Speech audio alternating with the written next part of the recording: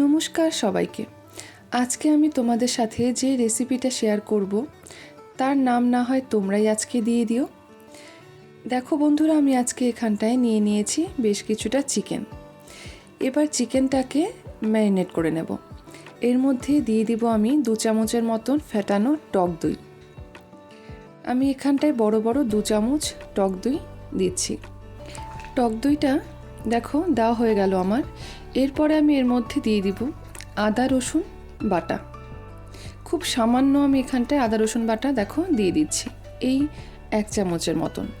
এরপরে দেখো দিয়ে দিলাম গোলমরিচের গুঁড়ো। এরপরে আমি এখানটায় দিয়ে দিব 1 চামচ জিরে গুঁড়ো, দিয়ে দিব 1 চামচ ধনে গুঁড়ো। এরপরে আমি এর মধ্যে দিয়ে দিব বেরেস্তা বা পেঁয়াজ ভাজা। দেখো বেশ কিছুটা পেঁয়াজ ভাজা আমি এর মধ্যে দিয়ে দিলাম। এরপরে এর মধ্যে দিয়ে দিব 1 চামচের মতন কেওড়া জল। দেখো 1 চামচ কেওড়া জল দিয়ে দিলাম, আর দিয়ে দিব 1 চামচ গোলাপ জল, রোজ ওয়াটার দেওয়া হয়ে গেল। এরপরে আমি এর মধ্যে দিব আন্দাজ মতন নুন। নুনটা দিয়ে খুব ভালো করে এটাকে মাখিয়ে নেব হাত দিয়ে।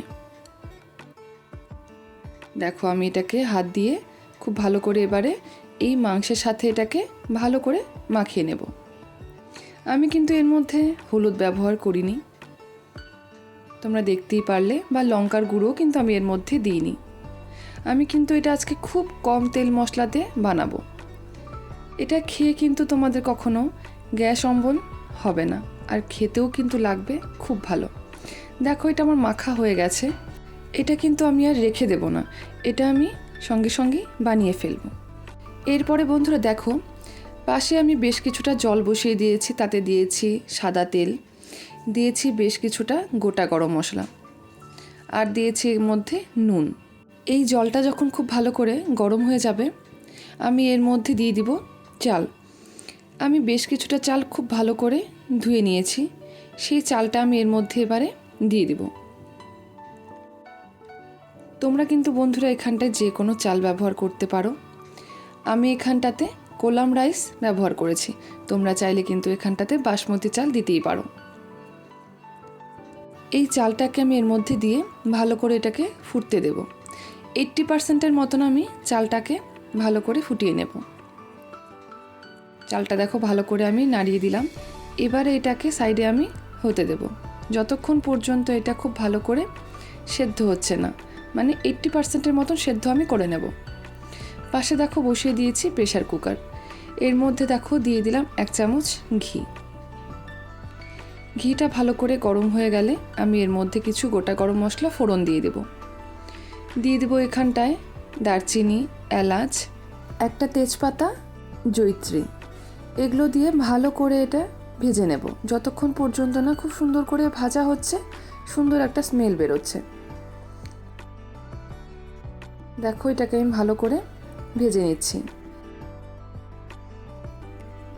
এরপরে দিয়ে দেবো একটা শুকনো লঙ্কা, এটাও খুব ভালো করে ভেজে নেব। ভালো করে যখন ভাজা হয়ে যাবে এটা, আমি এর মধ্যে যে চিকেনটা আমি মাখিয়ে রেখেছি সেই চিকেনটা আমি এর মধ্যে দিয়ে দেব। দেখো চিকেনটা আমি এর মধ্যে দিয়ে দিচ্ছি।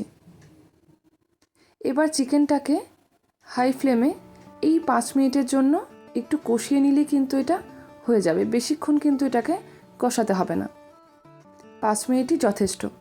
গ্যাসের ফ্লেমটাকে আমি হাইতে রেখেছি, রেখে দেখো ভালো করে এটাকে একটু নাড়াচাড়া করে মিশিয়ে নিচ্ছি। ভালো করে এটা যখন কষানো হয়ে যাবে এই 5 মিনিটের মতন, এরপরে আমি ঢাকনাটা বন্ধ করে দেব, দিয়ে আমি 3 থেকে 4টা সিটি মেরে নেব। দেখো আমি প্রেসার কুকারের ঢাকনাটা লাগিয়ে দিলাম, দিয়ে আমি এটাকে এখন 3 থেকে 4টা সিটি মেরে নেব। তাতেই কিন্তু মাংসটা আমার একদম সেদ্ধ হয়ে যাবে।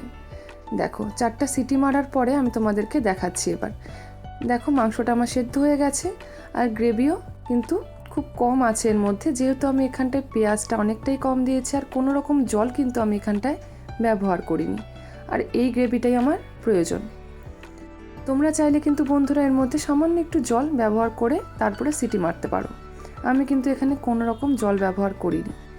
এরপরে দেখো যে রাইসটা আমি করে রেখেছি সেই ভাতটা এর উপর দিয়ে আমি দিয়ে দিলাম। ভাতটাকে কিন্তু আমি 80% মতন সেদ্ধ করে নিয়েছি। দেখো উপর দিয়ে খুব ভালো করে আমি ভাতটাকে ছড়িয়ে দিচ্ছি। ভাতটাকে খুব চেপে চেপে ভালো করে ছড়িয়ে দিতে হবে। দেখো পুরো ভাতটা আমি এর মধ্যে দিয়ে দেব। ভাতটা দেওয়া হয়ে গেলে আমি এর উপর দিয়ে দেব বেরেস্তা অথবা পেঁয়াজ ভাজা। দেখো ভালো করে আমি বেরেস্তাটা চারিদিকে ছড়িয়ে দিলাম। এরপরে আমি এর মধ্যে দিয়ে দেব 1 চামচের মতন কেওড়া জল, আর দিয়ে দেব 1 চামচের মতন রোজ ওয়াটার, গোলাপ জল। এই কেওড়া জল গোলাপ জলটাকে দেখো ভালো করে ছড়িয়ে নেওয়া হয়ে গেলে আমি এর উপর দিয়ে দেখো দিয়ে দিব শাহি গরম মশলা। এটাকে আমি পুরোটা খুব ভালো করে হাত দিয়ে ছড়িয়ে ছড়িয়ে পুরোটার মধ্যে দিয়ে দেব। গরম মশলাটা খুব ভালো করে ছড়ানো হয়ে গেলে, মানে ছড়িয়ে দেওয়া হয়ে গেলে আমি এর উপর দিয়ে 1/2 চামচের মতন ঘি দিয়ে দেব। তোমরা দেখতেই পেরেছো বন্ধুরা, আমি এখানটায় কিন্তু খুব ঘি কম ব্যবহার করেছি। 1 চামচ আগে দিয়েছি আর এখন 1/2 চামচ দিয়ে দিলাম। আমি কিন্তু কোনো রকম তেল এখানটায় ব্যবহার করিনি। দিয়ে দিলাম আন্দাজ মতন নুন। এবারে আমি প্রেসার কুকারের ঢাকনাটা লাগিয়ে এই 5 মিনিটের জন্য দমে বসিয়ে রাখবো, গ্যাসের ফ্লেমটাকে একদম লোতে রেখে। আর উপরের যে অংশটা এটা কিন্তু আমি খুলে রেখেছি প্রেসার কুকারের। ঢাকনাটা খুলে আমি তোমাদেরকে দেখাচ্ছি 5 মিনিট রাখার পরে।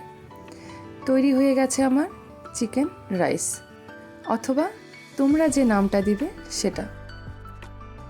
আজকের রেসিপিটা কিন্তু খুব ইজি আর ভীষণ সুস্বাদু। তোমরা অবশ্যই বাড়িতে একবার ট্রাই করো। দেখো উপর দিয়ে দিচ্ছি আমি সামান্য একটু বেরেস্তা ছড়িয়ে দিচ্ছি। এটা এরকমভাবে গরম গরম পরিবেশন করবে, খেয়ে দেখবে খুব ভালো লাগবে খেতে, আর এর সাথে কিচ্ছু লাগবে না। বন্ধুরা আজকের এই চিকেন রাইসের রেসিপি তোমাদের কেমন লাগলো আমাকে জানিও। ভালো লাগলে প্লিজ একটা লাইক কমেন্ট করো, আর আমার চ্যানেলে নতুন হলে চ্যানেলটাকে সাবস্ক্রাইব করার অনুরোধ থাকলো। সবাইকে অনেক ধন্যবাদ।